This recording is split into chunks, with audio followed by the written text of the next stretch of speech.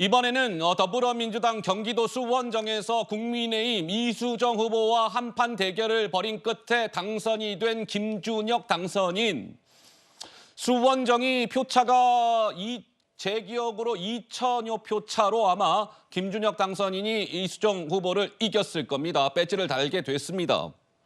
그런데 총선은 4월 10일이었고 이제 그 다음날 새벽에서야 이 수원정의 결론이 났으니까 사실상 김준혁 당선인이 당선이 될 것 같다라는 소식이 전해지자 김준혁 당선인은 일성으로 본인을 둘러싼 여러 가지 막말 논란과 관련해서 사과라는 표현을 썼습니다. 당선 소감에서요. 이렇게요. 들어보시죠. 비록 당선은 됐다 하더라도 아주 근소한 차이로 당선이 된 것은 아직도 제가 해야 될 일이 많고 부족하다는 것을 느끼고 있기 때문입니다.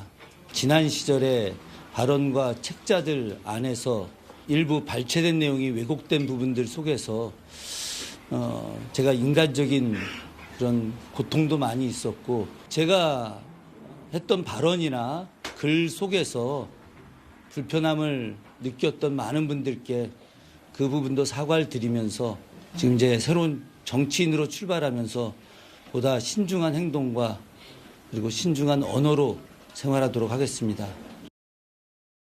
자, 일종의 당선 소감을 밝히는 자리에서 김준혁 당선인은 사과라는 표현을 쓰고요.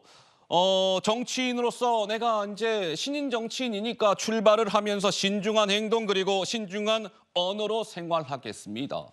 라고 이야기를 했습니다.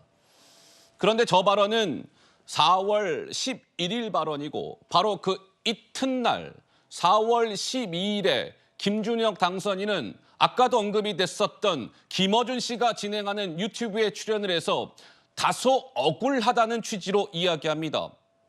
나를 변태 성욕자로 만들었어요. 고소 고발을 차분하게 준비해 나가겠습니다. 이렇게 강조했습니다. 들어보시죠.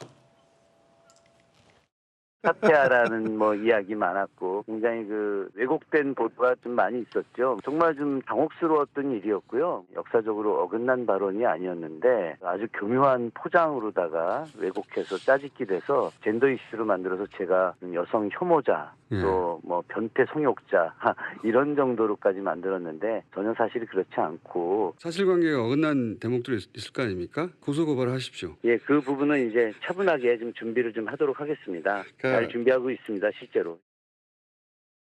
자, 그렇다 보니까 제가 잠깐 설명을 드릴 텐데 상황이 이러하다 보니까 김준혁 당선인의 진심이 무엇이냐, 사과의 메시지가 진정성이 있는 것이냐라는 일각의 지적이 나옵니다. 왜? 11일 날 아까 당선 소감에서 사과를 드립니다라는 취지로 이야기를 했고 근데 그 이튿날 12일에 김어준 씨가 진행하는 유튜브에 나와서는 억울하다. 나를 왜 변태 성욕자로 만들어요. 고소 고발을 차분하게 준비해 나가겠습니다라고 했고 또 바로 12일에서 이튿날 13일에는 그러니까 그제가 되겠네요. 성균 관장을 내가 예방을 해서 사과를 드렸습니다. 성균 관장께서도 저의 사과를 받아들이셨습니다라는 또 글을 본인 소셜미디어에 올렸고 이제 이렇게 된 겁니다. 이렇게요. 김준혁 당선인이 스스로 공개를 했습니다. 내가 성균 관장을 뵙고 사과의 메시지를 드렸습니다. 사과를 한 이유는 이거죠. 김준혁 당선인이 과거에 퇴계 이황과 관련해서 성관계 방면에서는요. 이황이 지존급입니다. 전승된 설화를 보면 은행나무가 밤마다 흔들렸어요.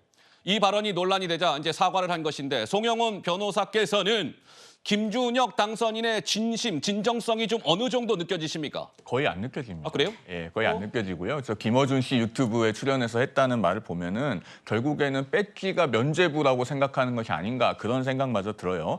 교묘하게 포장해서 왜곡해서 짜깁기를 했다고 했는데 그동안에 언론이 보도한 것은 다 김준혁 당선인 본인이 유튜브에서 했던 발언들을 정확히 확인해서 팩트체크해서 보도를 한 겁니다. 그걸 가지고 짜깁기라고 하는 것은 이제 당선됐으니까 나는 잘못한 것이 없다 이런 식으로 지금 태도를 돌변하고 있다는 그런 비판을 받아도 할 말이 없을 것 같고요. 그다음에 지금 김준혁 당선인이 성균관을 찾아갔는데 저 사과의 우선순위도 굉장히 이상해요. 왜요? 그러니까 그 유림이나 성균관이 물론 불쾌하겠죠. 네. 그 발언에 대해서. 그런데 김준혁 당선인의 발언으로 인해서 정말 분노를 느꼈던 더 많은 피해자들이 있지 않습니까? 예를 들면 위안부 피해자들이라든가 이화여대 동문들이라든가 네. 또 박원순 시장의 그 성폭력 2차 피해자라든가 가해 논란. 그렇습니다. 넓게는 여성 단체들이라든가 그중에는 생존해 있는 피해자들이 엄연히 있습니다. 예를 들면은 이용수 할머니라든가 또 김숙희 전 교육부 장관이라든가 이런 분들은 언론에 공개적으로 울분을 육성으로 토로하지 않았습니까? 그러면은 이분들께 먼저 가서 사죄를 드리고 엎드려서 용서를 구하는 게 맞죠. 저는 김준혁 당선인의 저런 태도가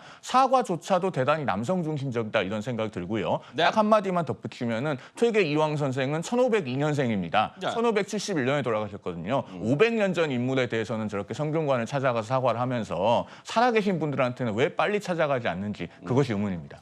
자, 뭐 김준혁 지금 당선인 같은 경우는 선거 전에 이제 본인의 어떤 막말 논란과 관련해서 뭐 이런 것 저런 것으로부터 고소 고발을 또 당한 부분도 있기 때문에 국회의원이 되더라도 이런 법적인 공방을 당분간은 좀 이어가게 될 것 같습니다. 최종 판단은 어찌 날지 뭐 지켜봐야 되겠죠.